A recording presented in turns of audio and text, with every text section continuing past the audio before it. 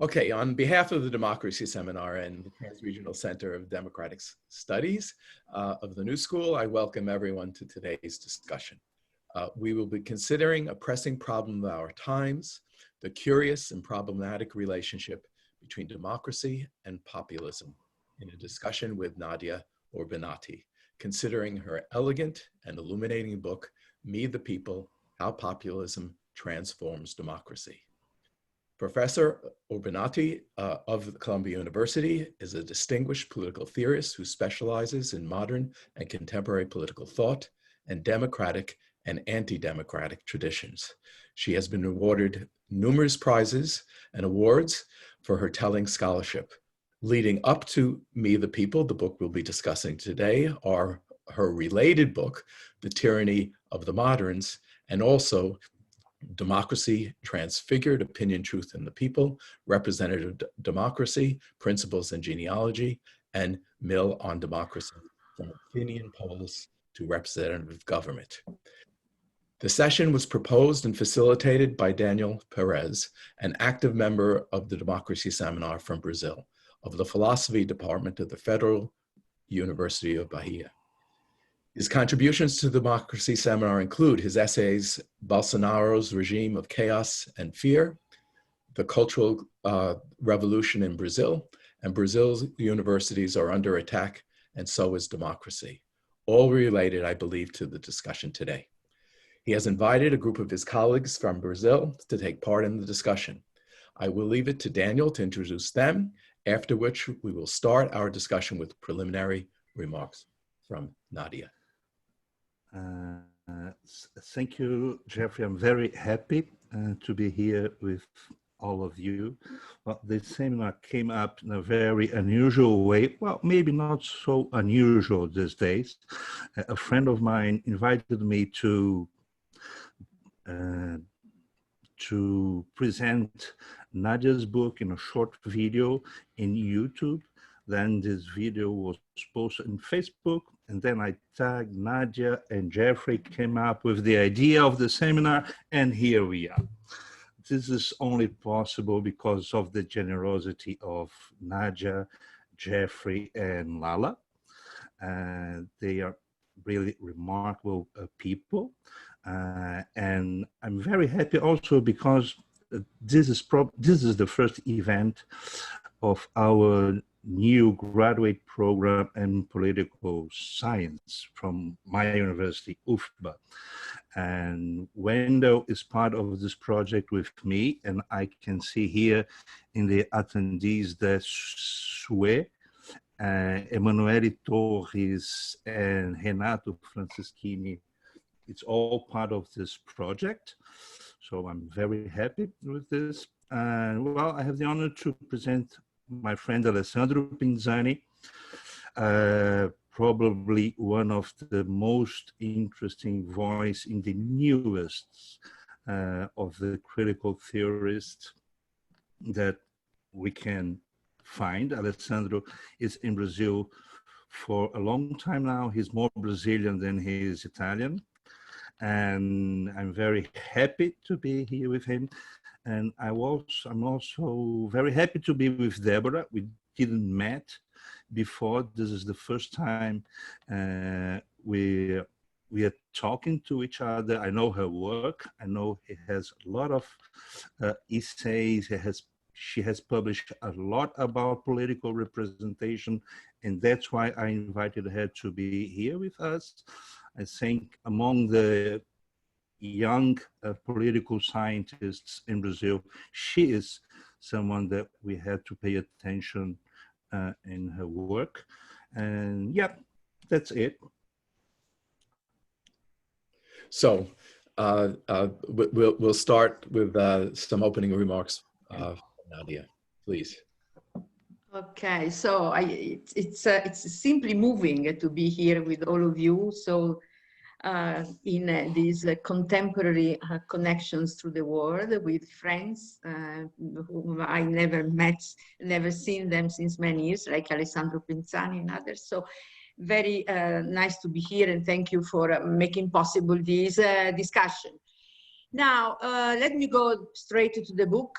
I don't want to take much time, simply to give you some inputs concerning which I derive from the epilogue, and then to try to say at the end something concerning what about populism in the age of COVID, which can be also an interesting integration to the discussion we are going to have. So, first of all, my interest was in this book was not in several kinds of populistic manifestations and conjunctures during the last 200 years. So I didn't want to do a history, although I presumed it, and I tried to read as much as I could in order to make an idea to myself of what kind of complexity populism presents with in the history of democracy. I was instead interested in the renaissance of populism within in our time and within our century, precisely the 21st century. And as an order, in my view, that came from within the kind of democracy that developed after World War II, in particular, that is according to a kind of democracy that was strictly based on constitution and party pluralism, and that we used to call it simply representative democracy. Populism challenges us to reflect on what went wrong with this kind of democracy. Because clearly the dissatisfaction that populism brings to the floor, it is a sincere dissatisfaction with the way in which party democracy, pluralist democracy, representative democracy works. Although the insurgent populism is, first of all, a denunciation of oligarchy and of the economic impoverishment of the middle class, of the large part of the people, the socioeconomic conditions of populism are not part of my interest, not because I don't think that are important, actually they are extremely important, but this is not my competence, it's not my specialization. And I think that populism is something that is a challenge to us and to our ability to interact with all other forms of specializations connected to the study of democracy. So economics, so social sciences, anthropology, cultural studies, history, political history, because we can better understand by combining all these elements. I simply stay within, I am within a very small domain of interest, which is the one that has to do with the representative democracy and political theory. So, using these different categories we know from history of democracy, I think that populism employs several categories that are familiar to us. First of all, I think it is a form of factionalism, which springs from a possessive conceptions of rights and institutions. When Salvini, Bolsonaro, or Trump, they say, me, the people, I am. So they insist very much on this possessive or property conception of the institutions. So the distance between those who operate in the institutions and represents people in the institutions and the institutions seems to disappear. There is a kind of closing the gap within the two. The second important aspect that, according to me, emerges in recent forms of populism is the transformation of majority from majority rule into the rule of majority, a kind of strong majoritarianism that twists the principle of majority to make it serve one majority, which is considered the only legitimate one, as if elections before didn't produce this similar legitimate majorities as this one. And finally, not actually finally, penultimate, the dux with cum populo, which is a form of Caesaristic representation as embodiment, which is different from party representation, I claim. And finally, the animosity against the political parties. Now, thus, in Montesquieu's language, I propose that direct representation, me the people, me unifying and creating the true people, is the kind of nature of populism, whereas the anti-establishment, that is the true people versus those who are not people, as the spirit of populism. I don't want to go on, we can discuss together. Just in order to finish, I think that the populism is, in today's case, the form democracy can take in the domain, in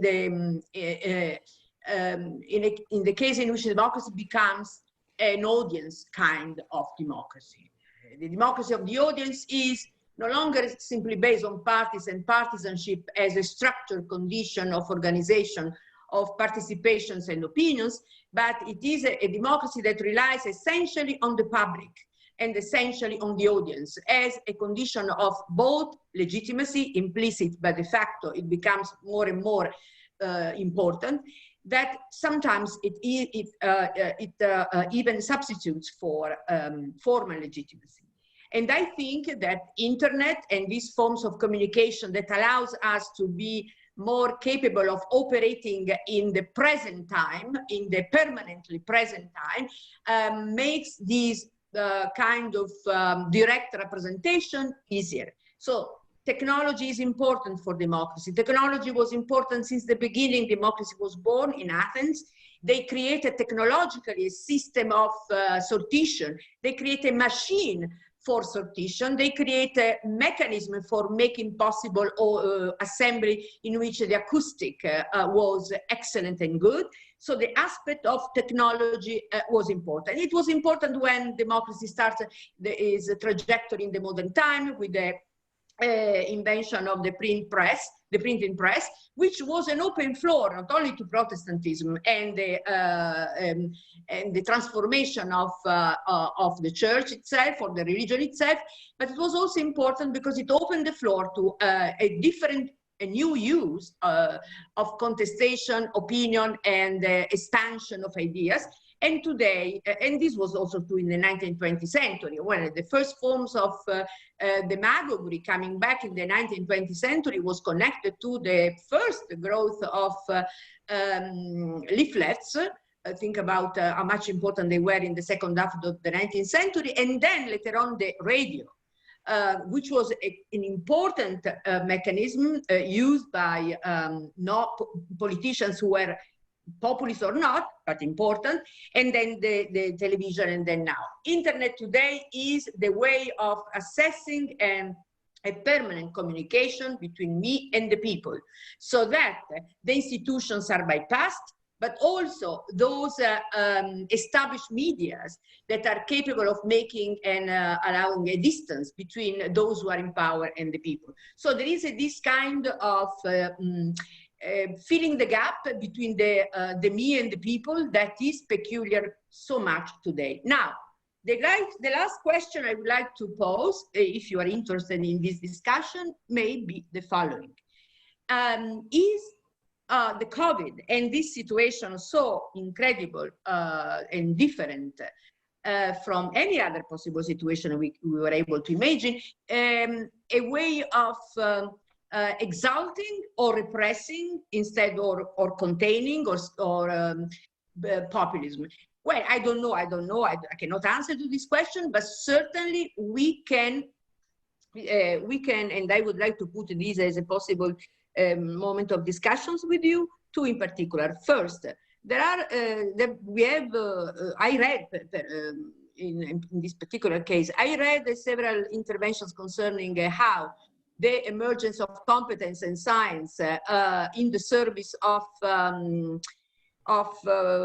political communities and health, our healthcare system, and the very political community, it's going to be damaging populism, because populism is very refractory against science or objective knowledge or competence. And the other issue is that populism is in decline, thus because the more our democracies are capable to face this radical issue of wealth, the more they are capable of taking the terrain away from populism. I doubt that this can be a good interpretation, because first, we didn't experience any kind of exploit of competence, but we saw, particularly in Europe, this was case. I cannot judge in the United States strongly, but you will help me, because even science in this case is so, is so empirical, it's so in the process of knowledge, in the process of making the knowledge and making the understanding of what is this kind of COVID, that it was by tentative and error, and for this reason, not capable of solving problems of doubts and ambiguity. In fact, many of these experts enter the political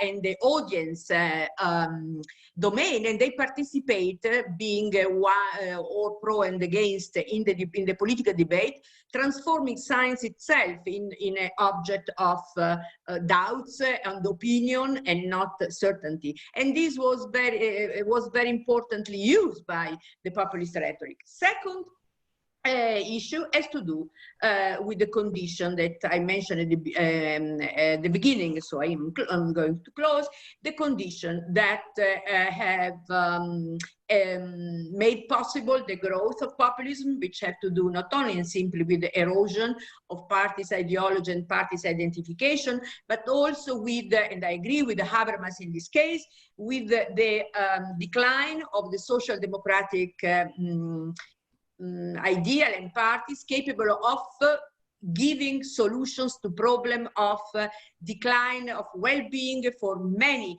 people in our societies, and thus to be unable to face the issues of poverty and new poor people without the possibility of having a voice and to have their own grievances and claims to be represented. And I think that in this situation, and more in the future, perhaps in future months, we are going to experience important and grave forms of impoverishment and dissatisfactions and even conflict. And I'm very worried that on the parts of the left or the center left parts of the social democratic parts, we don't see yet a strong sense of their own role in making, in giving the possibility of finding, if not solutions, certainly representation of these claims. And thus, in situation of despair and in situation of difficulties, populism can find a new terrain for growing. So these are simply hypotheses, of course, and I like to simply to stop here to thank you very much, and then we start discussing. Thank you so much. Thank you very much for the remarks and for the wonderful book, which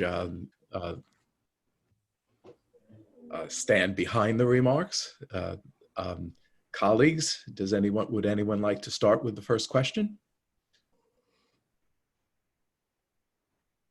I think I can start. Thank you, Dan. So, Nadia, when we read your book, we can see how accurate your reading is. We can't help but ask, somehow perplexed, how could we not have seen this happen? I mean, all the signs were there, and now we became somehow surprised. Well, but another thing that I find very interesting in your book is that for you, the game is not over. I mean, there is a lot of things that we can do. Your defense of democracy is not a defense of the status quo. There is no turning back for a status quo ante. Well, at least in Brazil, all progressive forces are mobilized, but only from their electoral perspectives. They are not trying to build an alliance to face Bolsonaro. And they all work to present themselves as electorally viable alternatives in a dispute with Bolsonaro. Well, to use one of your categories, they are all trapped in one of the determining poles of politics, the will. And at the end of your book, you ask us to use our political imagination. And I think this is a very important point, especially at this moment where all ways that we are used to get together, to work together, to mobilize are blocked. So to use political imagination for Kant, for Hannah Arendt, and I think also for you, is to judge, is a power of judgment. And this is something that we do together. We do together with our colleagues, with our partners. And I hope the seminar will be an opportunity to imagine alternatives for what is going on. And how do you see the role of imagination? Because we always talk about imagination. Now, we have to work our political imagination, but just only in a very abstract way. How do you see imagination helping us now? Did I answer? Yeah. Sure, please. Okay, Daniel, thank you so much.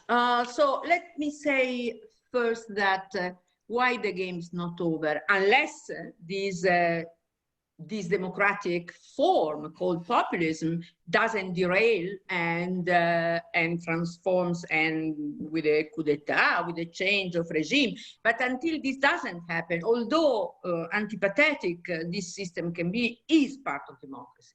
We have to think that democracy is not only good when we like it, it's good always, also when it gives us things that we don't like. And so it's not a question of good decisions, bad decisions. It's a question of being always open, the possibility for changing one decision into another one. For me, this open game is what makes democracy an incredibly important and inspiring system of government and political activity. So in this sense, there is no turning back. But why? Because populism is, like in the other times in the past, you correct me, but there were other moments, Finkelstein and other people, they told us very well, other moments in which populism emerged in when there was a process of critical organization of the previous form of democracy in the process of transition toward another one. Sometimes it derailed. Fascism is a form of derailment of populism into something else. So not to go back, because these forms of populism, according to me, comes along with the decline of parties as forms of identification and political participation. Not only that, but mostly is important that. And so practically these, take all parties, these looking for the independent voters, looking for the median voters, this makes parties practically a business of indifferent formulations under the market of voting, or the market of elections. So in this sense, populism is a kind of recognition that once you have unified all these people, because there is no distinction inside between different views or critical conflict inside, well, the people is already unified. So as Peter Mayer said, we have already prepared the ground for populism when we destroyed this pluralism of parties, and all parties are identical to another one. So for this reason, there is no going back. Thus, we need, what is innovation at this point? Now, I had in mind, when I wrote about that, I had in mind Gramsci, because when in the moment of greater transformation, great change that he called interregnum, in between, he thought that we have to look for those institutions that can help us to reshape the forms of politics and the way politics is organized. In his time or in his mind, he developed the idea of the party as a collective. What is it that our political imagination can tell us today, in my view? First of all, the idea that democracy is not a settled system of opinion and will formation and decision making. It is possible to transform institutions in different ways, parliamentary or not, through elections and other forms of decision making, so that some voice the people need to have today, that through parties they cannot have anymore, they needed to be considered as possible. In 1925, Kelsen, in front of the criticism or the attack against parliamentarism or the parliamentary form of democracy, he recognized that some change need to be done in order for solving the problem. For instance, a different relationship between electors and elected, between parties and institutions, between different forms of selections, not necessarily elections sometimes, in some situations. So certainly, as it is today, democracy, with parties that are only cartelizations, forms of formation of the personnel to take into elections and to take into the management of the institutions, this simply oligarchization of democracy cannot give us but a populist outcome. I think populism doesn't come from another planet, it comes from within. So who can do that?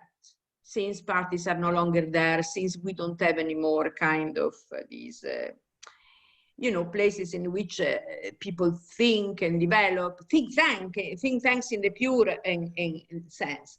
Well, we have some obligations, some duty, some civic duty of using our intellectual connections, ability, and understanding in order to reveal at least the problem existing, in order to bring our critical and historical and theoretical knowledge in the service of democracy. Democracy is a making all the time, so we cannot simply be purely academic in this sense. It's a sense of having a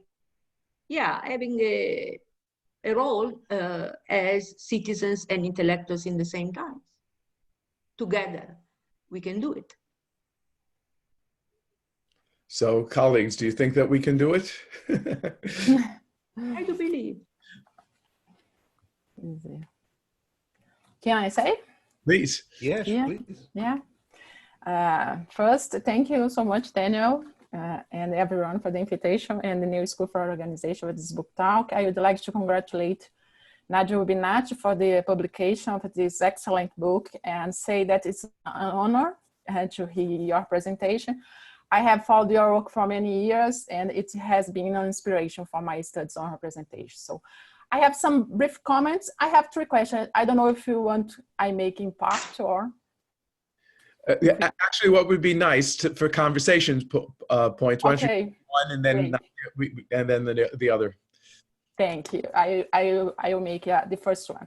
So first, I really appreciate your constructivist and representative approach to populism. I do like to discuss how you sometimes make an analysis based on how populism works or what it does empirically, showing authoritarian examples of populism and a normative account about how representative democracy should be. So when we compare populism, taking into consideration the problems of representative government, especially its elective affinity with audience democracy and the inability of political parties to be the intermediaries between the people and the government, as you clearly present in the book, populism seems to be more a symptom than a different type of representation. So my question is, if you could also say that instead of transforming representative government, populism can also be understood as a product of the representative democracy transformation.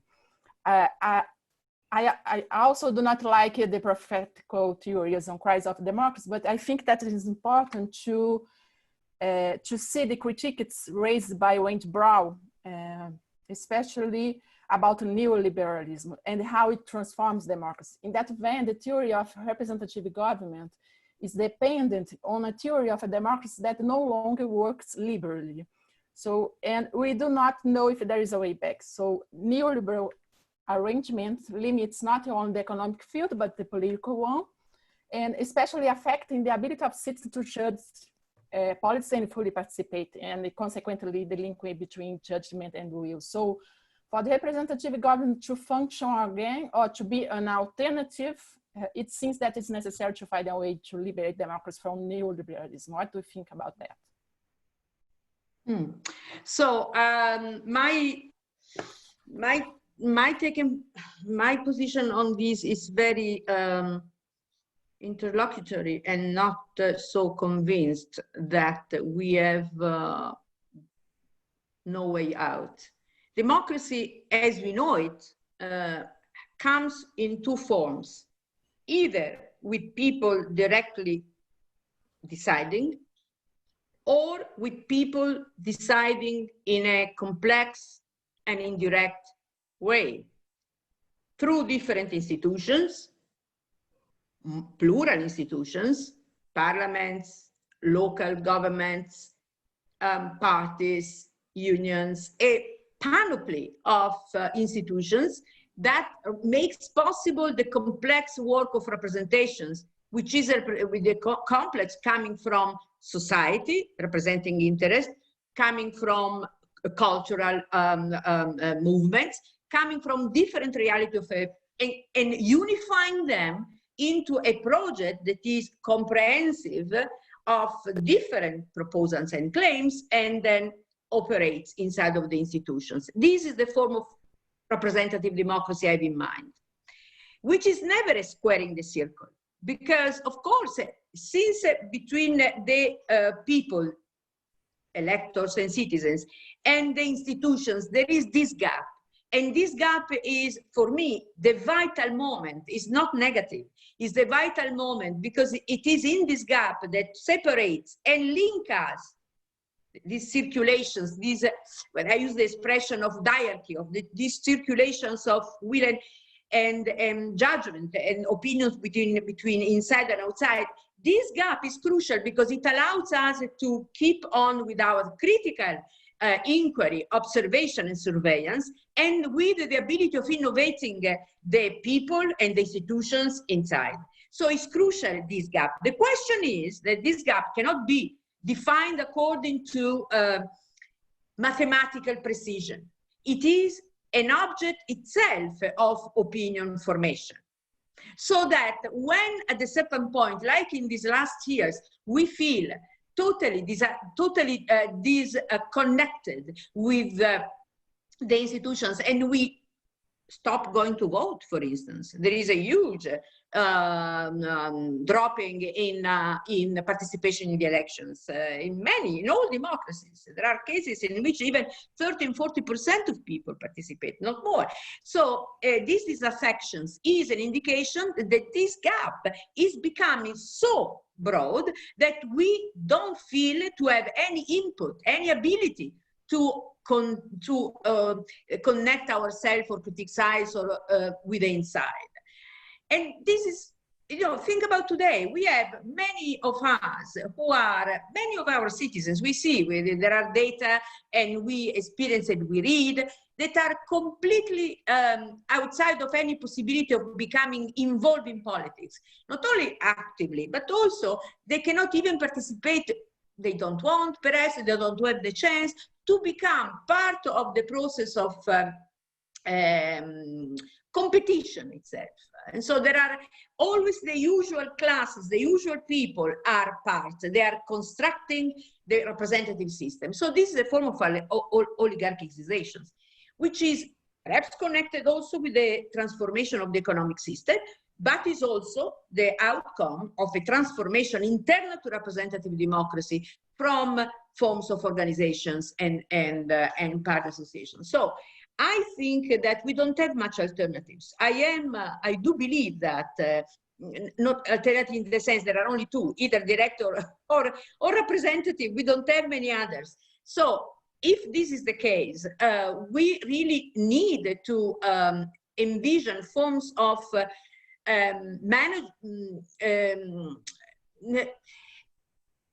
emendation or transformation that can make a change possible internal to these systems. Otherwise, they really risk to face forms of radical disaffections and even change of regime. I mean, think about that. I never thought before, but until a few years ago, democracy was certainly the only legitimate system around the globe. It's the only good guy in town on the floor. Now, and this pandemic put some doubts that democracy is the only good system, in fact. Now we have the sense that other regimes can be equally good in terms of output, in terms of effectiveness, in terms of scientific organizations of services. So democracy is not necessarily the best one. Now, if this is the situation, then it's very, in my view, very critical, the program, because it means that we have to reconsider the issue of legitimacy. It's not enough to speak about effectiveness but legitimacy in relation to what? In relation to the basic principles we believe in, political equality and political liberty. So how to make possible that our institutions are capable of facing these new challenges in order to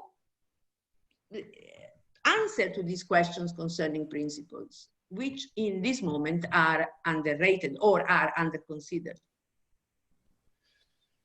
So Deborah, other people should ask questions, but would you like to follow up with the other parts of your comments? If the other people want to talk first, we'll go back to this. Okay. So anyone else? I would like, but the question. So, hello there. First of all, I would like to thank Nadia for the opportunity of this conversation. I personally admire your works and contributions in the field of democratic theory, and I'm very happy to participate of this event. Well, provoked by reading your book, I have formulated some comments about relation between politics and time, and more specifically about how populism potentially subverts democratic temporality of the political. You define democracy as a diarchy, a kind of political regime structured on two dimensions, will and judgment. And democratic politics postulate communication, but also tension between these two dimensions. Such a definition brings out some notions about political temporality. For example, it makes a distinction between the time of decision and its duration and the time of judgment. Rulers' decisions at present time is limited by the past, the rule of law and constitutional constraints, and also limited by the future, because it will be judged by citizen, public opinion, and eventually the new majorities. So political processes takes place in a multiple temporality, a long term of constitutional law, the middle term of electoral mandates and government, and short term of opinion and social contestation. When one says that democracy has a reflexive dimension, it means it embraces the possibility of correction, reformation, or even suspension of rulers' decisions. Another feature of democracy, as you describe it, is indeterminacy. Majority and minorities are not substantial entities closed or freezed in time or in the electoral moment. Elections just expresses a singular moment of a long-term and open dialectic between minority and majority. Well, constitutional democracy so combines different rhythms of political time and different temporalities, and also it works with the notion of reversibility and open future, it seems to me. Following your phenomenology of populism in power, one can compare this temporal frame of democratic politics with a new temporality of populism, it seems to me. In contrast with constitutional democracy, populism merges and concentrates these temporalities of constitution, elections, government, and opinion. I would like to question if, for you, populism represents a radical form of presentism, a simplification of political time, now reduced to the short term of opinion and propaganda. If populism works in the realm of immediacy. And another question related with that is so the relation between populism and time. If populism subverts plural temporality of constitutional democracy and puts out an absolutization of present time or a politics of immediacy. Yeah, excellent, excellent. This is one of the most important issues, according to me, in the understanding of both representative democracy of today, of course, and populism. Now, the question of populism is the following. Populism is, I mean, I'm sorry with this abstractness. Each of us has in mind a specific kind of populism, because populism is this strange animal that has a typology that is equal to all, but then when we think about it, we put inside of this word many of our references in relation to our country, our tradition. So perhaps there is no perfect adhesion and correlations between the general typology and the fact. But, you know, we should always think in terms of conceptuality and not empirical identification. Fine. So having said so, populism is this characteristic of being very, it has a hard time to govern temporality because it is forced into a radical present dimension. The permanent relationship between the leader and its people needs to be permanent, every moment, every day, cannot solidify to the point of becoming a new establishment. Solidification of relationship creates a separation between the representatives and the represented. So he wants to be always in motion, in the flux. So it is a kind of being in the same time in the government and in the opposition, inside and outside, all the time. So it means that the temporality is a permanent presence. This means that populism has problems in institutionalization. Because as soon as it needs, because it needs to rule and to govern, to use institutions and to manage institutions, as soon as once in government starts these reconstructions of his own institutionality, replacing the previous one, replacing the previous regime, then it ends up, and this is the risk of populism, it's a permanent risk, regardless of whether it's left or right. This is a structural risk of populism. The risk of transforming, of making institutionalizations into a way of constructing a strong moment of decision, which is a way of dealing with temporality inside of the institutions. Temporality is presentism. What is the decision moment? The decision moment is the moment of the present. Machiavelli used to say, is the act in which the political man or the politicians makes the decision. Making decisions is the moment present. So institutionalizing presentism of populism, it implies to transform that permanent oppositional rhetoric into an institutionalization that ends up by gratifying, exalting the figure of the leader inside of the institutions, which means the role of decision makers, more than collective or deliberative or even articulation of different claims. So the risk thus of this inability of governing temporality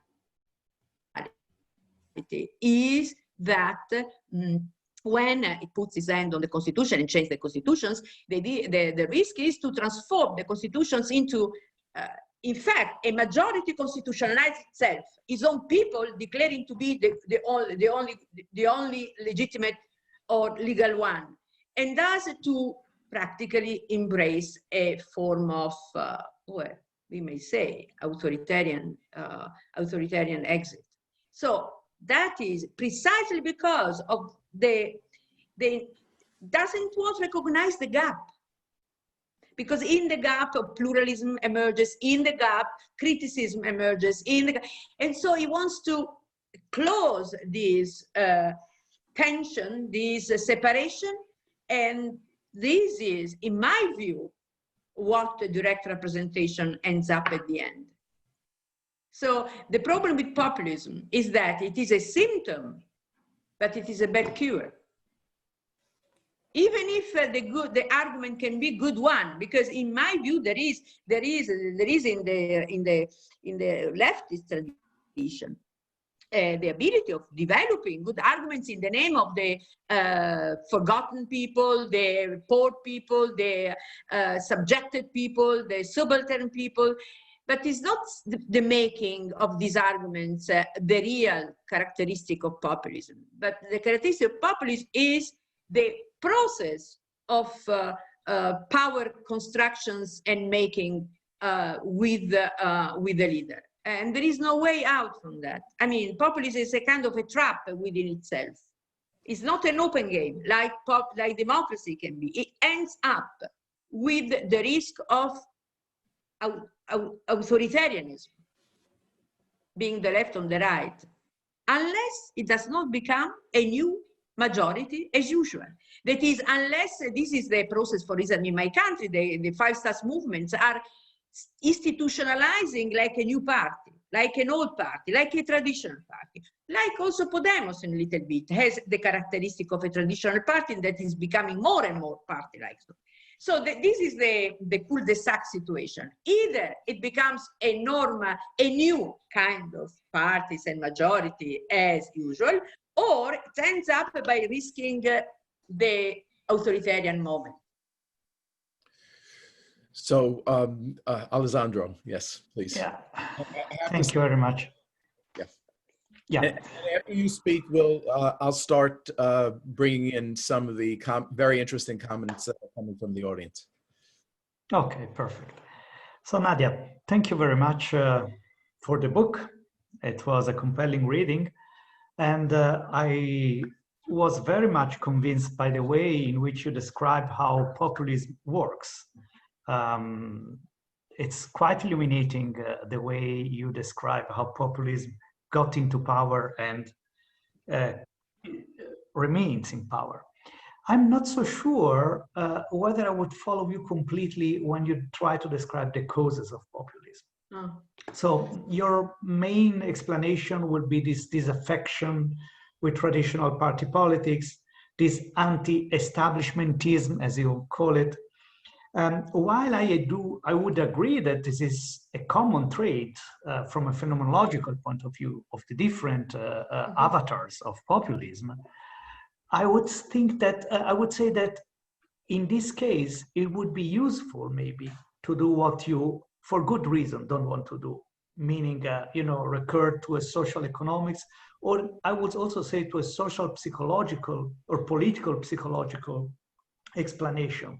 I make just an example. So you talks of the five-star movements or Podemos in Spain. And of course, in this case, you could really say, this is the perfect expression of discontentment against politics as usual, the traditional parties, and so on. And there is a genuine worry about democracy, about the democratic character of the decision-making process among its voters, among the voters of these parties. I think things are different when it comes to form of populism like what you have in the US or in Brazil. Because in this case, I wouldn't say that the people who back Trump or Bolsonaro, I mean, you can't put them all in a basket. Of course, let's say there is a relevant amount of people who back these kind of populist regimes who are not so much interested in the lack of representativity or in the lack of democratic character of institutions. Rather, they vote for these people because it's a form of scapegoating certain groups. Probably you know Arlie Hochschild's book, Strangers in Their Own Land. What comes there is not discontentment against parties. It's really a completely different narrative of society and of their personal lives. And the impression is that these people would vote for Trump because they think that Trump will make suffer these groups that they think are responsible for how things went badly in society or in their life. This is at least what you notice when you look at empirical studies. Why is this relevant for you? Of course, you could say, well, this is, you know, just an empirical contingent matter of explaining different kind of populism.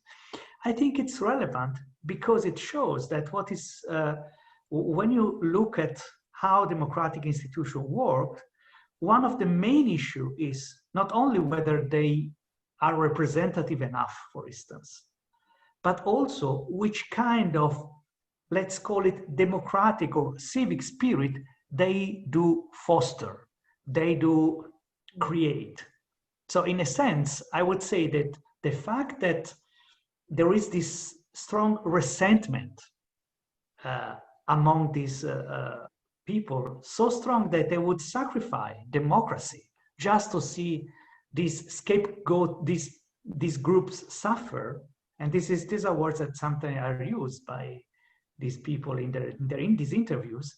This says something about the incapacity, the inability of democratic institutions to foster or to create a specific kind of democratic spirit. So, and in this sense, and then I stop here, I was a little bit, it made me curious, the fact that there is a great absent in your book, which is Tocqueville.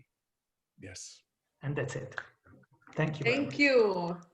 Thank you very much. Because, well, this would require a different book and another one.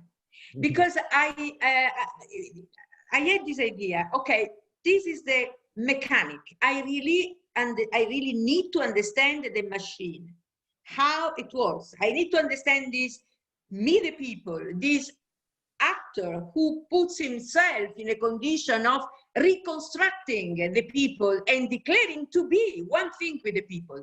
The analysis that I made on these forms of like the prophets, you know, the ventriloquist, the one who doesn't put his own ideas inside of his words, but he pretends that it is a people talking through him, like God talking to the prophets. This mechanism is crucial to understand because this is exactly what a representative system doesn't want to do. So it's a way of understanding what transformation is. This one is an important one because when you have a transformation of this kind, you start listening these leaders who are telling you to be the people. Never before a party would say, I am the people. Never, no party would say so. But a leader can say so. This kind of Caesaristic leadership that creates the representation as a way of giving the right words to the people is what really I needed to understand how this works in democracy. Because this was an important issue, started with the 19th century, with the Bavarian, the tradition of the plebiscites, the tradition of unification, unifying through the leader. Now, had I had the chance to write a continuation of this book, I would like to understand, you know, the rhetoric and the constructions of the discourses based on the topics we are today dealing with. So the immigrants and the looking for the scapegoat, those who are the enemies against which to create ourselves, why this resentment, and whether in democracy this moment of resentments, they come sometimes when the violation of the promise of equality comes. This is Tocqueville. When you promise equality and then you create aristocracies instead of in the church or in the social organization, or even in the institutions, that of course, in the name of equality, you have people who want to raise and to equalize and to go straight toward a kind of elimination of our internal intermediary organizations. We want to reestablish the rule of the people as a total equal us, against those few or against those who replicate or wants to convince us that we are equal although we are not. So another chapter or another book would be the interpretation of equality. Importantly so, you mentioned Tocqueville, the interpretation of equality and how the issue of equality operates in relation to resentments. So after all, we are a democratic people, but we see the same people ruling us. After all, we never have the chance to express our grievances and our representatives. We are outside of the radar of the few. So there is this dualism between the few and the many that needs to be analyzed much more than I could have done there. And it's so important today. I agree with you. If I may, just short, Jeff, very short. Yeah, the sure. point is, I'm not sure that, for instance, Bolsonaro voters had the impression that it was democratic equality which was in danger. On the contrary, they had the impression that equality was being established through the leftist government, and this is precisely what they didn't like. So maybe my Brazilian colleagues could also say something about this. You know better than me. I think this is the, yeah. I actually had the same thing in mind, that thinking about the United States, but the resentment can be looking up or looking or wanting to look down, and being frustrated that the people that you want to look down on, who aren't supposed to be the people, are suddenly next to you and maybe even better than you. And I think that's a very, very important part of the dynamic of Trumpism. And, you know, this kind of resentment, not only about the establishment, but resentment towards the marginal. Seems to me to be rather... So would you say, Jeff, going to the classical democracy, that then it is exactly when, it is precisely when the kind of, the middle is called, you know, the middle class, the citizenry in the middle class becomes it's under attack or is under threat of narrowing its potentialities and its hopes for the future or hopes for reproducing itself, that instead of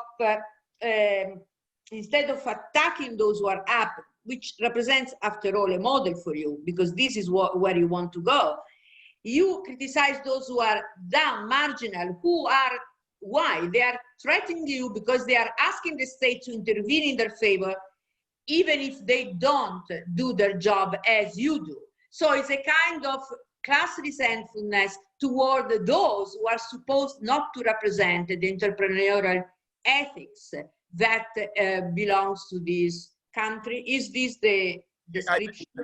That, but also it seems to me that, you know, actually coming out of your book, it's the imagination of the people, and that the people are now including, not only am I not being, is the establishment treating me as if I'm not a dignified member of the people, but that people are joining me who I don't think belong here. And the reasons can be economic, but they, you know, in the United States, they very often are racist or sexist or homophobic. You know, that's it's in the imagination of the people that yes, it's an imagination of the people. In this case, the people that the good people declares to be a kind of the aristocracy of democracy. We are the good democracy, we are, or the good state, or the good society. And so the others, those who are coming now, the new immigrants, those who are relying upon the welfare states or the alimony or the charity, they are instead claiming what they don't deserve, and thus they ruin the good sense of democracy. I think this is much more a Republican imagination that is a democratic imagination. The Republican sense of virtue. We are the virtuous citizens. We are the good one. We work. Good ethos, working ethos. We are the good citizens, and you are going to ruin us in the name of equality. That is a Republican imagination. We actually love in the way that you're supposed to love. Yeah. You know, we are of the gender that is supposed to lead, and gender is very, very clear.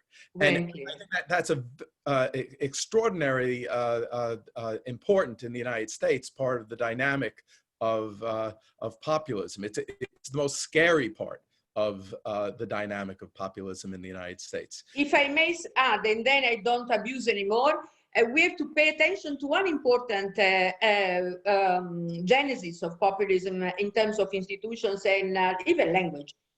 It is a genesis that starts from inside of a Republican tradition. Mm-hmm. It's not in the democratic tradition. You have the demagogue, the leaders who takes the people through his. But here we are talking about the good people with some values, with some virtues, and they declare to be the good part of the republic. Those who are the stranglehold of the republic. This is a Republican imagination, in my view. Yeah, I think that's right. So we should continue our conversation, but I'm going to start kind of bringing in some comments from the audience at this point. So the first comment actually comes from a colleague and friend of mine from Poland, a distinguished historian, Dariusz Stoła. He's also the director of the Jewish Museum, was expelled as the director of the Jewish Museum because of populism in Poland. I don't know if you know about him, but I don't know him, but I know the story. Yes, and he asks the hopeful question that are there limits to populism? In the same way that representative democracy, kind of you tell the story of how it kind of reaches its limits, and this populist germ is in it from beginning to end, and it flourishes. We live in a populist moment. Are there ways of reasons to expect that it will exhaust itself? So not only by being challenged by new imaginations, but just simply because it reaches its limits. I think that may be what's happening in the United States right now, by the way. Yeah. That is hugely important. First, we cannot use the word populism to cover everything. Yes. Populism for me is a strategy for power. Mm-hmm. Instrumental, using rhetoric, using the rhetoric that we know, creating the people. Since the people is not there, it is a creation. So it's okay. But we cannot use, so there are other important categories we have to use: ideology, Republican or conceptions of society, so many others. But populism is a simple strategy in moments of transition or in moments of critical situations. So this is one. Now the question is, and then once you have a populist train in actions, imagine the train that leaves the stations and starts running in the Pratery, where it stops. Where is the stop? Well, this is the reason why I think we have to look for strategies of containment. Perhaps one may say with Laclau, and I think Laclau has great idea underneath, and he knew very well, he understood very important things. If it is true that these solutions of partisan aggregations is over, that nobody is capable of unifying these claims, clearly populism is the best way functional to a neoliberal society in which there is an horizontality of individualism, all the people scattered, and then who can unify them if not an ideology so strong as the populist one, which can be in each country take different antipathetic and possible characteristics. In the case of well, many countries in Europe, it's frightening because it's a way of relaunching through populism, relaunching all ideologies like nationalism, chauvinism, forms of exclusionary of minorities inside, kind of cleansing of the people with one kind of vision of it. So where is the end? Well, the end can be terrifying in my view for this reason. Although populism is not yet outside of democracy, it can be the open door to something that we really don't know what it is. Could be a dictatorship, could be a different regimes. And so we are in my view, we are experiencing a time of regime transformation. And although this takes time and is not sudden, sometimes in more or less, because in Hungary it is very open to realization in very quick time. So in very fast time, I don't know where it's going to end. I don't know where it's going to end. But if it stays within these limits, the limits of election is a limit, because fascism doesn't want to risk elections. Fascism abolishes elections. Elections is a way of recognizing that it's possible to go to the opposition, to become. So if elections are there, and if the party competition or the competition is open, and if the division of power, well, this is a populist democracy, but still a democracy. I don't know after that. I don't know. So a student at the New School, Felipe Ramos, asks a question, a PhD candidate. He wants you to kind of state where you are. On the left, there was a time not too long ago when populism was viewed as an opening, progressive possibility. These days, again on the left, it's viewed as being a threat. So, overall judgment: populism, good or bad? Now, of course, you're not going to answer that just like that, but you're going to actually present your nuanced understanding of both how it is an integral part of democracy, but also presents a continuing threat.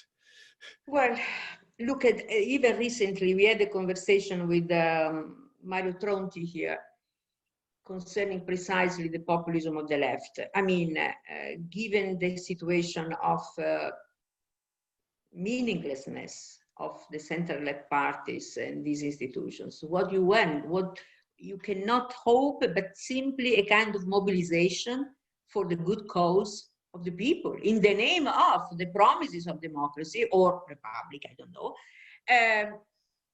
That is an important open to this possibility. I do believe that this needs to be kept open as a possibility, but I don't think that starting the rhetoric of leftist populism is enough. We need to transform that rhetoric of populism into a strategy of conflict and as organizations of political discourse. I am an old party person. I do believe that parties, in a form or another, I don't care, but you need to have the sense that you belong into something, an identity of ideas, and in a structure of discourse toward power or against, is crucial in order to transform the simply rebellion or movementations into a moment of conflict. Conflict is something structural. It's not simply being against. It's not hatred.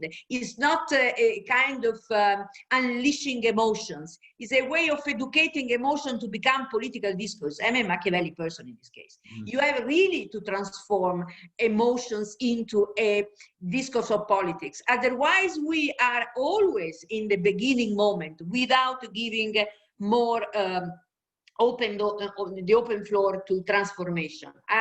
So the left cannot be simply a rage against, cannot be simply a call for more equality. It needs to have a vision and some organizations and some leadership and some ability of fighting against and for, with clarity.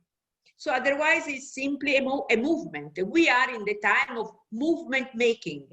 But movements are, you know, open to be transpassed. Everybody can be inside, and you cannot construct a vision. So for this reason, people like Gramsci and so, they wanted to have the transformation of movements in something more organic. And I think this makes a lot of sense, particularly today. I don't know how to do it. This is not my work, but certainly to have simply the good populists from the left is good starting, but it's not a good end. It's not yet an end. Colleagues, you know, I don't want to shut you. Okay, Deborah. Since you are thinking on alternatives, so I would like to hear you elaborate a little bit more on the idea of representation as embodiment that is fully presented in chapter 3. Because sometimes populism is a type of representation as embodiment, or it's the same, you know, because I agree that there is many risks in representation as embodiment, but embodiment representation remembers that representation not only make present, but show a presence. And I'm thinking about the works of Alessandro Morieri and your colleague, yeah, and Yves Saint-Omer, who is sitting in the book, for whom it's possible to embody the people around the democratic symbols and values. You also gave the example of Lula, the former Brazilian president, as someone that embodied the people, but Lula, for example, never went against partisan policies. No, he was very pragmatic. And he is an example that is possible to incorporate both symbolic representation and mandate representation together. So I'd like to hear about this, and also question, also in alternatives, what do you think of the role of civil society representatives in your theory? Because it's pluralist, it's compatible with your idea of representative democracy that is pluralist, and also civil society representatives can also control populism or question their assumptions. So what is the role of civil society representation in your theory? Yeah, that is, well, this is huge. It's a question, but it's beautiful, of course. Okay, so concerning symbols and structure of representations, this is what indeed political constructions of the representative, not claims, but the representative's strategy was envisions when the party started operating in that way. It's not simply a claim making. It's not simply one claim. This is this kind of Ostrogowski vision that the party should be transformed into claim making, one claim each time. No, parties are capable of combining many claims and transforming thus different claims into projects for government or for shaping institutions or shaping policies. The question is that in order for this to do, you need to have, symbols, but behind symbols, there need to have some ideas. I do believe that we need ideologies. Ideology is crucial. We abandon these ideologies, unfortunately. It's something that has to do simply with manipulations, with irrational covering up of reality. Recently, Thomas Piketty wrote this book on capital and ideology, and he makes a very important claim, in my view, very convincing, that each society or models of societies, of regimes, they had to develop their own ideologies concerning equality and inequality. That is, they had to justify their own organizations in the name of principles they wanted either to claim or to endorse or to repress. So we need, Laclau, instead of ideology, is the word discourse. Huh? But it's the same. So, which is a way of keeping together organization, in my view, not simply and only making claims or discursive claims, but also to have a structure in which people are capable of participating, discussing, making decisions inside of these party organizations. I do believe that partisanship is crucial in the making of democracy, without which we are simply individuals with our interests or visions, without any interactions with others to create unities for projectuality. So that you are right, we need to have both. This is what a party is. And, you know, how to do it, don't ask me. But we need to understand and we need to define at least these as categories. You know, democratic theory lived for many years only with great important theoretical pictures and normative pictures concerning deliberations, so fine. But we need to understand these ways of organizing people and keeping the eye on party politics. It's crucial. Democracy without parties doesn't exist, because politics is to stay in one part, not everywhere. Partisanship or taking part, it means to take a part. So the question is that you don't want to make a part into the substitution for the whole, because otherwise you really destroy the unity of the community, the political community called the city or the polity. Now, of course. Now, so that is my answer to you. Perhaps it's. As for civil society, yes, civil society, they have different interests. You know, it's a collection of interests. And they can be important in order to stimulate their associations, Tocqueville, or even more so in our theories of democracy. We have many of these examples of experimentations in deliberations in small towns for issues to be solved. But this solving problems kind of approach to deliberation is a little bit technocratic or narrow in some sense. Presumes that there is one issue and presumes that there is an experimentation without direct involvement of citizens as spectators from outside to make a conclusion on what to do. I think this is important for helping administrations or local government, but I don't think that this can be an important substitution for political participations. I think there is too much of the technocracy over there. So this space that exists between the leader and the people, one important institution that you celebrate, that you highlight, is the political party. That's absolutely essential. And people are asking the question about the political parties and other institutions, and I'd say media institutions as well. And your interest in the internet, I think, is absolutely crucial at the present moment. And they're noticing, a number of people observed that this space is deteriorating. It's diminishing.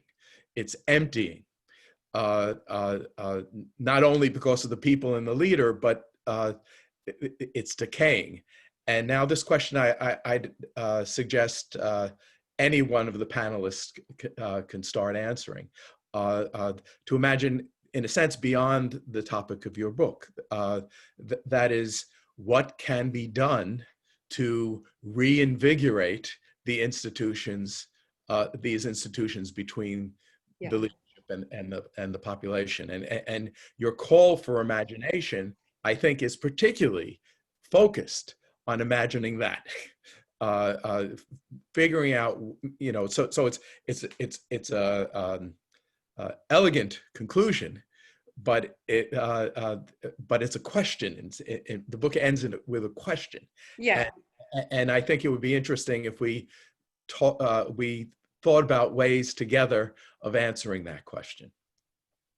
Excellent, Jeff. And also, thanks you for these, you are mediating between me and them. You are ruling the gap, you are organizing the gap in this way.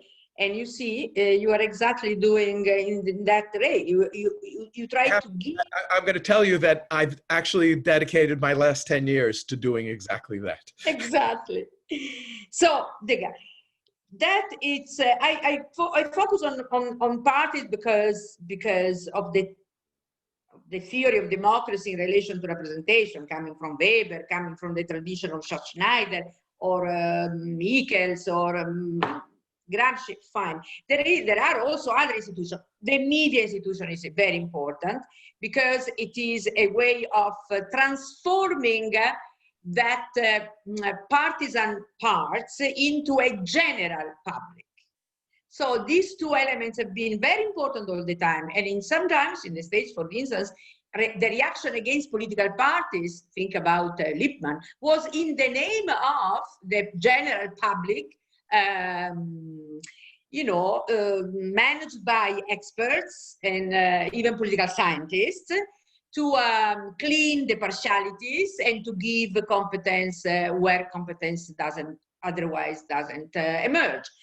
So this is one way of cleaning prejudices, cleaning biases, competence that use opinion in order to create great support to platforms, kind of, against parties. In my view, this against parties is a problem because this large public with only the experts or the media experts or the spin doctors in today's case, they present us with a substitution for political actions in the name of the public. A public is an entity without a specific space. It doesn't have a position in the space as politics has, but is almost a kind of glue operating in the putting together the many spaces and created this generic public. This is what we have today, the generic public, the public of the audience, the public of the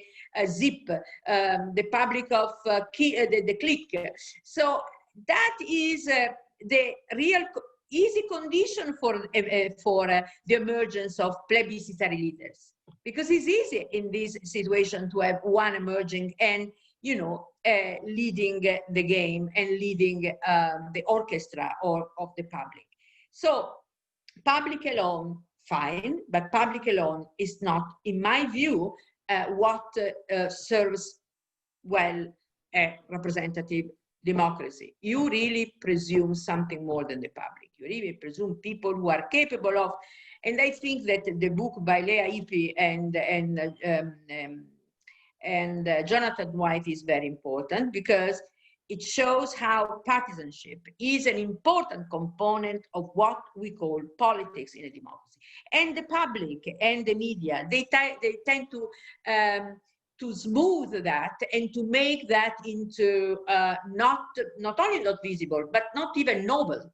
In the last chapter of Manen's book, or Representative Democracy, tells us that, this public comes to give us back democracy because it's a generic public of generic citizens and not longer divided according to partisan lines or many lines inside, as a kind of re-achievement of democracy against parties. I don't think it's an achievement, a re-achievement of democracy.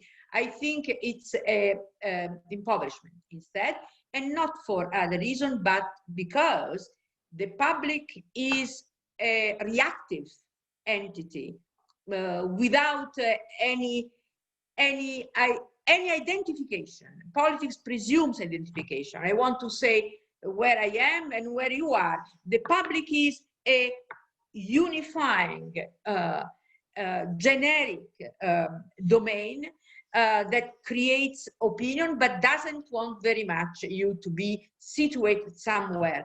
And so if politics is simply public making kind of politics, well, for citizens, there is not very much to say, I would say. Friends, does anyone want to step in? Yeah, may I? No, Daniel, then Alessandro. Okay, Daniel. Oh, you're muted, Daniel. Now, I would like to do your job, Jeff. I would like to put a question that was delivered by my friend Magali Bessonnet from France.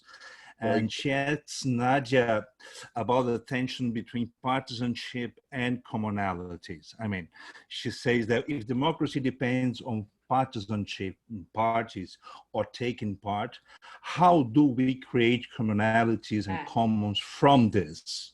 Yeah. Yes, we don't want to be everywhere, but don't we have to find a common ground, a space, language of good? Excellent.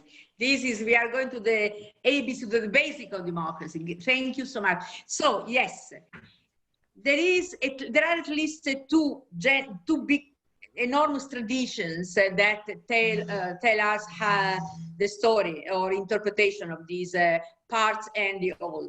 One that starts from the idea that in order to protect the general interest or the general will, we really need to impede the formation of partisan or factional movements or expression.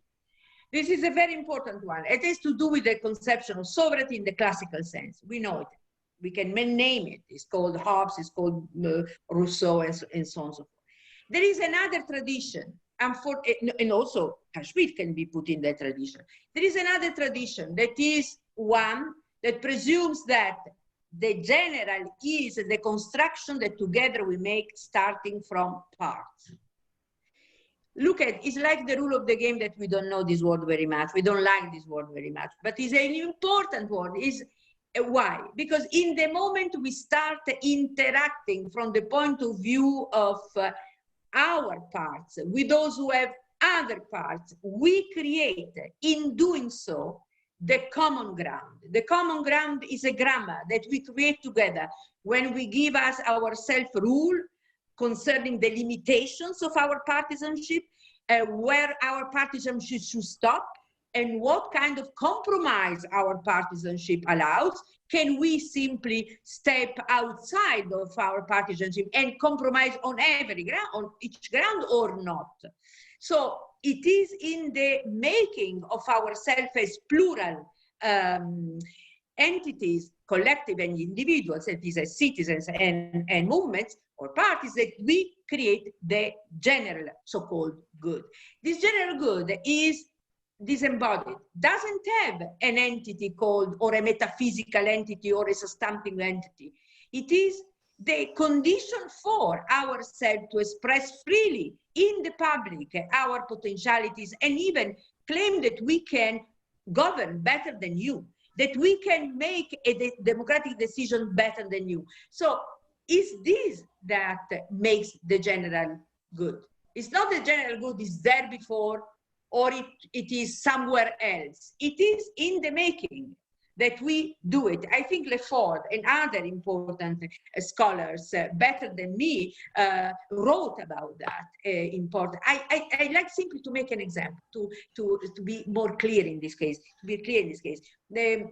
excuse me if I go back to Gramsci again, but this is my vice, perhaps. So in one of his writings when he was young, before going to jail, he wrote a beautiful piece comparing a game that Italians men do in the cafe with cards. There are 4 people playing scope or other kinds of games, 4 people generally, and the football in England. So they are both two games. They have some rules, but in one case, the game goes on with the winners and losers and people fighting and people with the arbiter, with somebody, you know, controlling them, but they know what to do. And this arbiter can be practically even absent because they would know what to do, and they go on forever and they lose in the game. In the other case, it's more than a game, it's a permanent war, because as soon as the game is over, since the rulers or the players in this game, they use not public reference to some common rules, but signs, implicit, under the table indications. So nobody knows how the game works. So that at the end, nobody accepts their own, the outcome, both the winner or the loser, and they start fighting so that the police is called and repression comes. So in one case, you have the rules of the game. In other case, you have a game in which the rules are made by those who wins. So that is the important difference to me. So it's not that you don't have the general will or the general good or the general common interest if you are a partisan, because the partisan presumes other partisans. The partisan is never alone. It's never one party. You don't have one partisan or one party. One party means nothing. Either there are more than one, or one party is a total regime or is an absolute domination. So this means limitation of power, limitation of conflict. This is conflict indeed. Limitation of what you can do and not. And this is the construction of the general interest, of the common good, in my view. In Machiavelli's sense, it's the buoni ordini, the good orders, that allows you to do this game endlessly without stopping. Alessandro, I think you wanted to speak. Yeah, I would like to agree first with Nadia about the relevance of parties and also about the impossibility of not having partisanship, because the very idea that it is possible to have a neutral attitude is in itself a partisan attitude. So from this point of view, even technocrats, so people who claim that they're just applying some objective rules, are actually partisans. They are deciding, they define what these rules are actually. But I see a problem, Nadia. You claimed why we need, basically what we need is the grand narrative. We need the big views, big vision of what society should be like. I agree with you, but I have the impression that the real challenges that societies, not only our Western societies, but societies are facing are basically of two kinds. First, they are of economic nature, and economy is global nowadays. And second, they have to do with our relation to the environment, from climate change to pandemics, as we are seeing. And there is a growing perception, and I would come again to the possible causes of populism, that politics has no answer whatever to this kind of challenges. So the idea that there is no party which is really capable of controlling the economy, because the economy is now global. So you have a national government who is supposed to rein in or to control something which is global. And we have seen that this is always impossible. We have seen it. I mean, Greece was a good example. You have a referendum. First you have a government which win the election saying we are not going to accept the condition of the European Union. Second, they have a referendum on this. And third, they have to accept the condition. So this is what really, I would not want to discuss whether the conditions were good or not, but it shows the impotence of national governments in front of certain challenges, even within democratic institutions like the European Union is supposed to be. And this is even more true of these bigger environmental challenges. So the point is, I have the impression that if leftist parties should really make proposal concerning how we can deal with these problems, they won't get very much backing. So my impression is that in our societies, the majority of people are not really willing to accept the consequences of what should be done, both in terms of the economy, you know, how to fix the economy, economic equality and so on, and how to fix our relation to the environment. And since parties tend to think almost in short-term terms, like, you know, they want to win their next election, I doubt, and this is of course again an empirical claim, I doubt very much that it will be possible that we reach what you say, which is necessary, and I agree with you. So in this sense, I tend to despair a little bit about the possibility of democracy. There is nothing to, I mean, Alessandro, I cannot say anything there because this is an opinion that is shared by many people. And sometimes when we are in the moment of despair watching the TV, we share all of us. I mean, how can, it's impossible not to see the reality. The reality is that we are in a moment of, as I said, an interregnum, transition toward I don't know what, nobody knows perhaps, but certainly, you know, representative democracy, but also populism in this case, they have to do with the delimitation of the polity within some places. It's called states, it's called nation states. In a one form of another one, according to a trajectory of another one, but is a specific one. Now we have a challenge of the global, and thus we need to transport politics outside of the states and to have the ability of dealing with associations that are beyond states, the European Union or I don't know what. So there is it's a domain that goes beyond, in some sense, the problem of populism. In fact, somehow, populism was a reaction against these needs or this contingency of going beyond the borders of the states and transporting sovereignty outside of the states. So it's a fight at this point, according to some scholars, Carlo Galli or even Rosanna Baroni, it's a fight between the domain of politics in the traditional sense within the domain of state and territory, and the domain of politics as outside of it. Thus, you know, it's a new challenge that I have no idea. I have ideas that we have when we read the newspaper, but I cannot say more.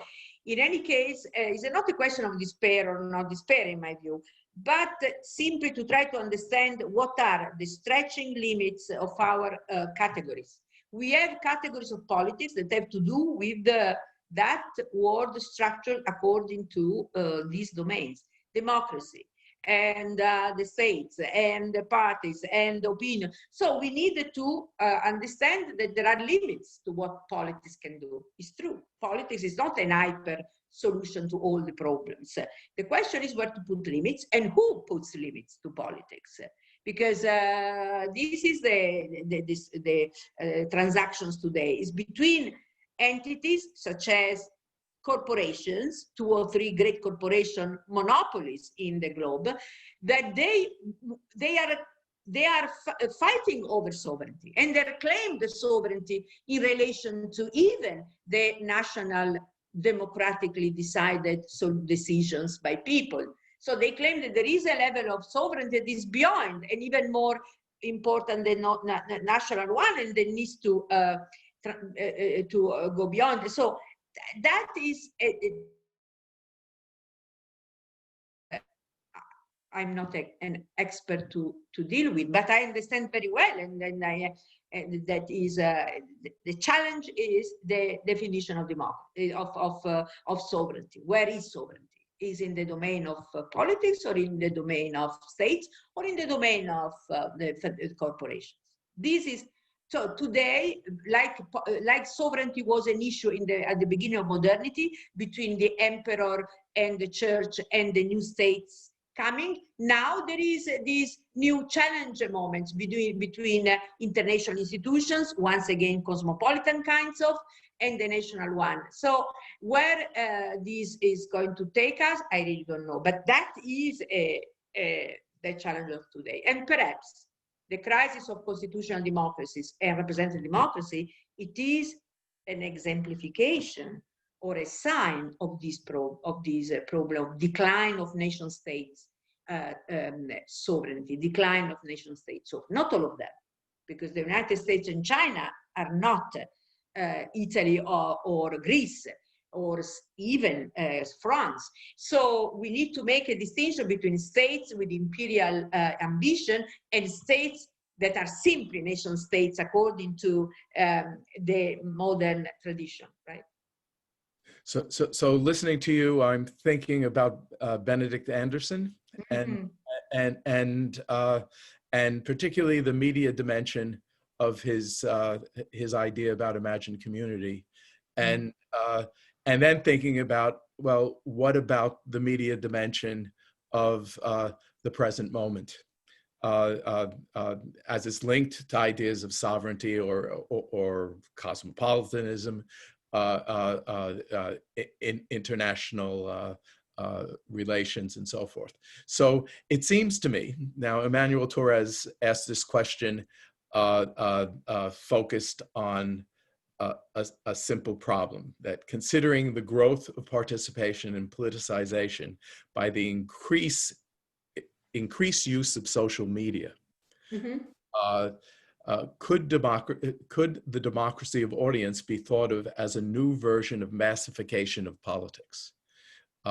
Bringing back Carl Schmitt's thought about the congenital conflict between democracy and liberalism. He asked that question. I think, considering that same dimension, there is also the promise that these media actually present the capacity to repoliticize in a positive way to address the sorts of problems that we are addressing, that we must face now.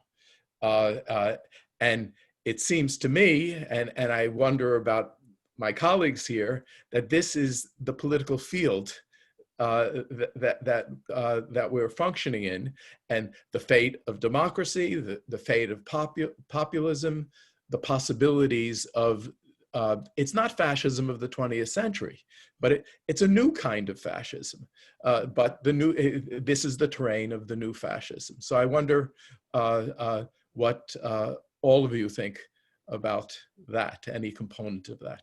Also, because if you think how populism developed, how fascism developed, it was precisely in the moment of these great competitions on the public, on the media, on the instrumentalizations of the people. So today, social media are important. For me, you know, if I were younger, I would start immediately to adjust myself and my competences to go there and to study there systematically, because it is the place in which one first think about the new language, because the language of politics, it is the language, like my father used to tell me, when you go out, when you go to meetings, or you simply do a square, or simply to vote, put your dress up.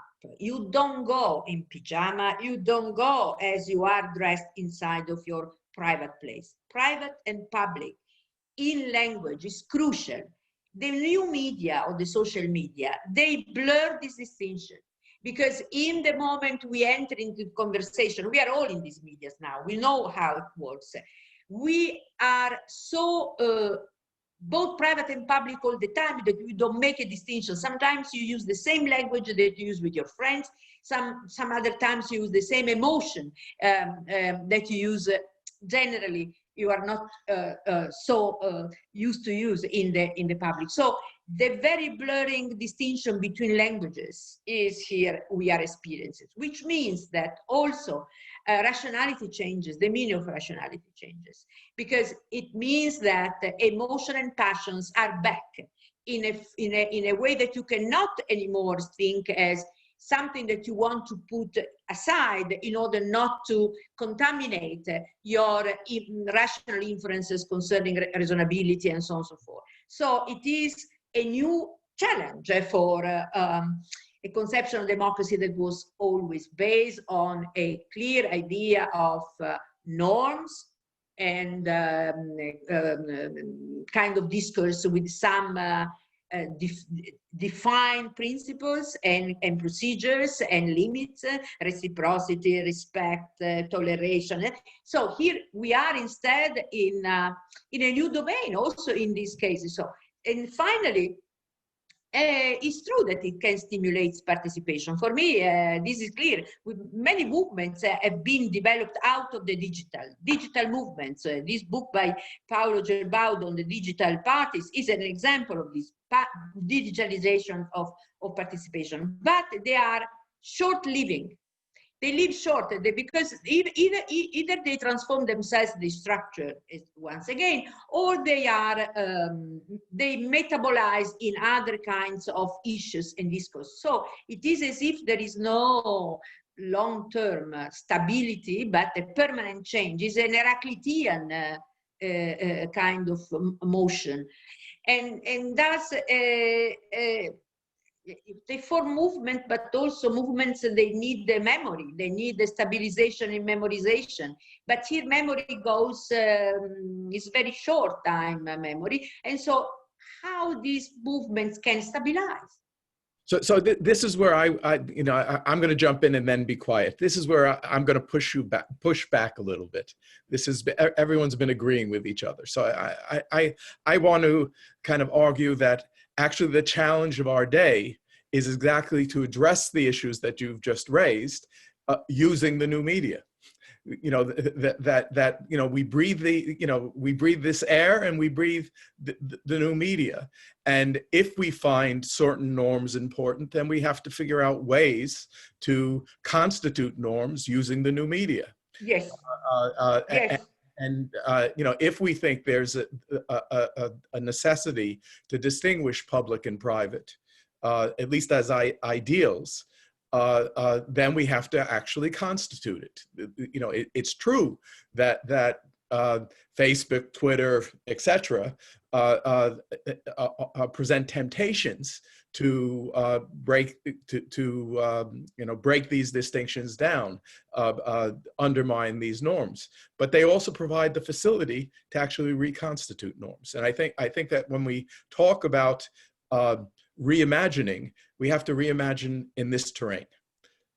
And perhaps also with institutions, with new norms. Yeah, and we have to figure institutionalizations of this new behavior, right? Yes, we have to figure out new ways to institutionalize. So now perhaps the real issue for us is to go back to study institutions and the issue of institutionalization. What does it mean, instituere? What does it mean?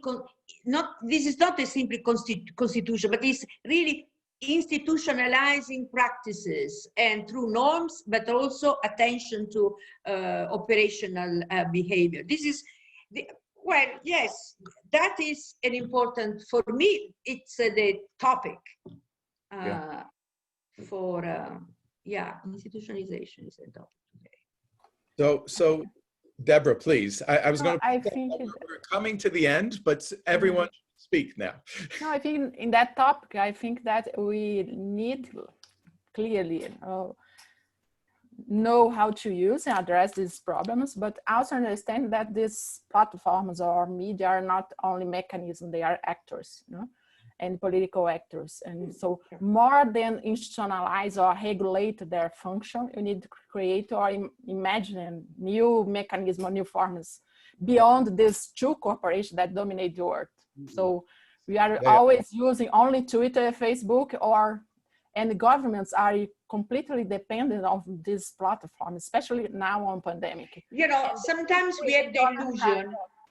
Sometimes we have the illusion that by acting all the time, commenting, listening to comment, we are participating. This is a kind of judgment kind of participation, but de facto, our decision making is impoverished. We are participating in the talking and in the commenting upon, but we are not exercising all our citizenship power. Yeah, I think we can also be self-reflective about this event. So we need to actually think about how do we constitute these kinds of conversations and make them and connect them not only to the academic world, but beyond the academic world. Yeah. And develop, partially this requires technology and coders and so forth, and some way there's a logical problem, but some way that the people who are joining us can actually speak up as we are speaking up. But it also requires our commitment to doing this, our commitment to learning how to speak differently, so that we're not only talking to each other, but we're talking to a more general public. And sometimes people we don't agree with, because we tend to be inside of our niches and yeah, I mean, I in the United States, that the problem of the moment is that we've actually I don't know anyone who supports Trump, and I live. Unlike many academics, I have a full life. I have many friends outside of academia, but even the people I know outside of academia and outside my class position and racial position, I don't know anyone who supports Trump now or is tempted to. And many of them are probably filled with resentment. That's ugly, but not only that. So how do we break out of our circles? It seems to me, and then when we do break out, how do we actually institutionalize the break? It is a pressing problem. I think maybe even the pressing problem, political problem of our times. Yeah, it is, in my view, yes, because this is precisely to be a part, because if you are only within your part, you are an absolute. Yes. You create the condition so you don't know anymore to be active as a citizen, only among equals, I have things to say, but I want to actually make room for other people right now. Anyone? So I think we've been talking for 2 hours. Yes. And that's a long time. I mean, I really have many things I just like to continue. But we will continue, but not today. So I really thank you very much, Nadia. I thank you, for joining us, and and for all the participants. I mean, when we were just speaking amongst ourselves before we went public, we realized that we're in, is it 5 different parts of the world right now, 5 different countries, and that's really interesting. And thank all the people who are listening in, and I suppose we'll say it's a wrap. That's it. Yes. Well, thank you. And I did say, as earlier, that one of the really uncomfortable things is that we don't stop and then speak to each other informally, and the people in the audience aren't able to talk to us, and all the way to end with kind of more pleasures and more insights we don't have, alas. So thank you very much. Thank you, all of you. Lala, do you want to come back? Lala, so should we say anything about anything else connected to the democracy seminar, or I guess we can kind of encourage people to subscribe to our newsletter, and I'll tell everyone that this is one of many webinars we're conducting this year during the pandemic, but we will continue it after. That's one thing we learned, that this is worth doing even outside of this crisis. We publish our work on Public Seminar and on the website of the Transregional Center for Democratic Studies. Anything else, Lala, that I should have said? Make sure you save the chat because a lot of the links for subscribing to the newsletter and the other links to the Democracy Seminar project and the publication site are in the chat. So you have all the information there. And if you still have questions, you can just email us at democracyseminar@newschool.edu. Yes, and for the people who asked questions that I didn't do justice to, I apologize, and I thank you for participating in this very, very interesting discussion. Thank you all. Thank you. Thank Thank you. Bye-bye. Bye. Ciao. Thank you. Ciao, ciao. So Michael, you'll turn us off.